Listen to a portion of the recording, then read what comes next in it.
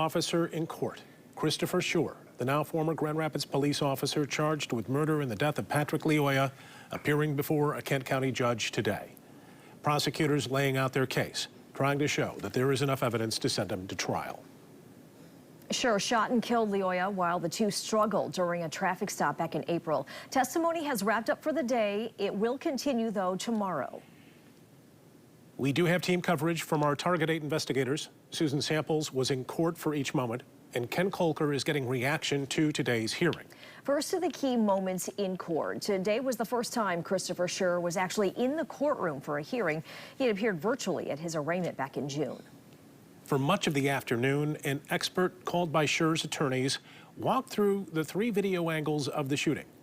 Defense attorneys were trying to show that Lyoya got control of the officer's taser during the struggle and posed a threat. Attorneys also questioned an investigator with Michigan State Police on several items that were inside Lyoya's car and wallet, several of which didn't belong to him.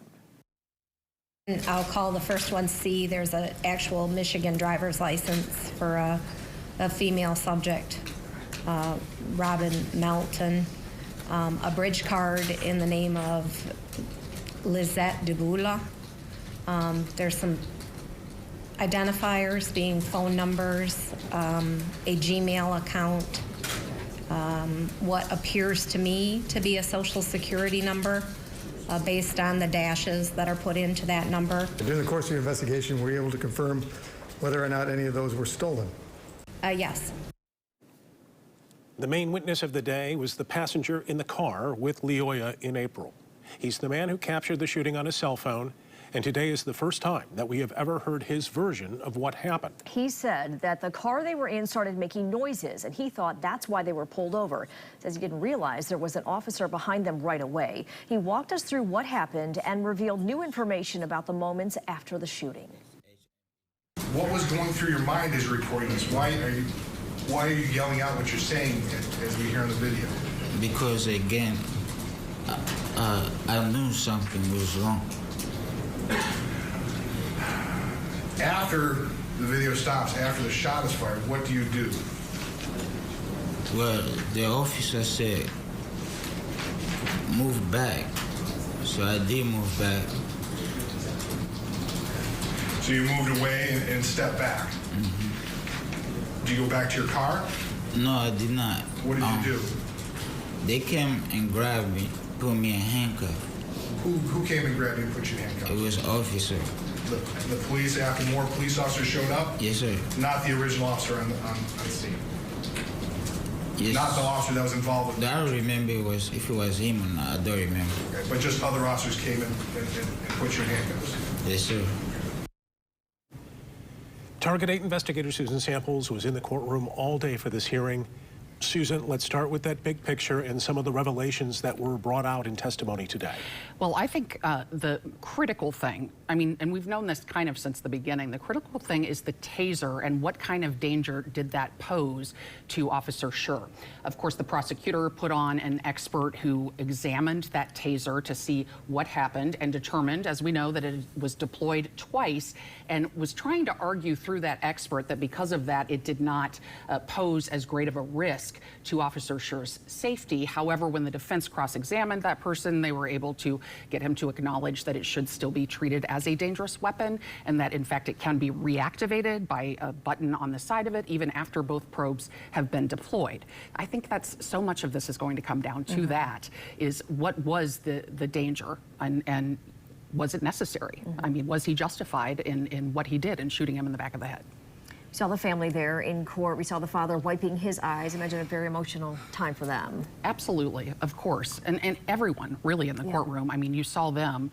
They were crying, of course. I think the entire courtroom was just was very quiet and very tense and so emotional, especially, of course, when the videos were played of the actual shooting, because no matter what side of this you're on or how you view it or what lens you see through it, the moment that someone's life is ended is, you know, so hard to hear, so difficult, and particularly, of course, for his family. My goodness. Traumatic. Yeah. 7 months now since the shooting. We saw Schurr in court today. His physical appearance is a bit different. Absolutely. I mean, that stuck out to everyone right away. His face looks so much different. But months and months of this intense scrutiny and also trying to be in hiding is our understanding, that the family has basically been in hiding because of threats, and it's obviously taken a toll. I mean, his face, he looks totally different.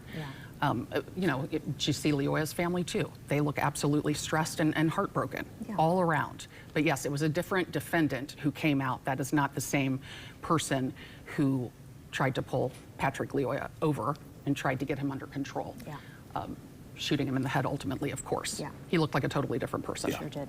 All right, so testimony wrapped up for today. What happens next in the hearing? There's supposed to be one more witness. The defense has one more witness, an expert in the area of excessive force and justification for deadly force. However, it's possible that that person might not have to testify because the defense says that the prosecution might stipulate to what that expert is going to say, basically saying, yes, we know this to be the case and he doesn't have to testify to it. That seems kind of surprising to me, and I'm thinking that maybe that expert is going to end up testifying. That seems fairly critical, I would say, to the defense's case. Okay, still more to come, and this is just the preliminary hearing to decide if he will face trial. If he will be bound over for trial, and we don't know also when the judge is going to make his decision. We're not sure that it will be tomorrow. I talked to the prosecutor, and he said maybe at least the weekend. To figure this out, and then maybe a ruling next week, but we just don't know right now. So, we're on it. Susan Samples, thank you. We do now want to go to Target 8 investigator Ken Kolker. He's at the courthouse with reaction to the hearing. Ken. Now, no matter what happens in this courtroom tomorrow, an attorney for the family of Patrick Lyoya says he plans to file a lawsuit over the death. Now, he spoke to us shortly after the hearing ended today. Lyoya's family sat behind the prosecutor at today's hearing, and so did an attorney for the Lyoya family. Tom Wan, who works with the Detroit-based Johnson law firm, says the office plans to file a civil suit within weeks against Christopher Schurr, and likely only Christopher Schurr. The attorney says he sat in on today's hearing to see if he had learned anything new.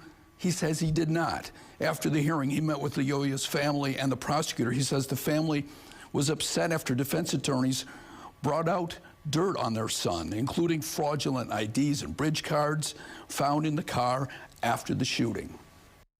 The family finds it upsetting, as we do, that they bring out things that don't have anything to do with the killing. He didn't shoot him because they had a bridge card in the back of the car. He didn't shoot him because he had somebody else's ID in the car. He didn't even shoot him because he was intoxicated, but he didn't shoot him because he was intoxicated. And to bring out all of these things just to kind of muddy the waters with regard to Patrick and make him look bad, to try to justify what happened, that's just wrong.